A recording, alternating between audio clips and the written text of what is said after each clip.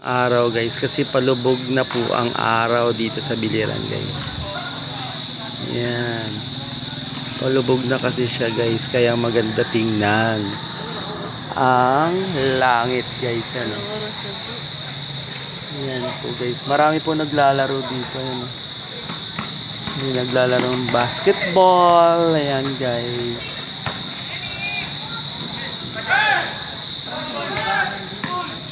Libangan nila yan dito guys, basketball dito sa Biliran guys. Walang magawa ang tao dito sa ganitong oras guys.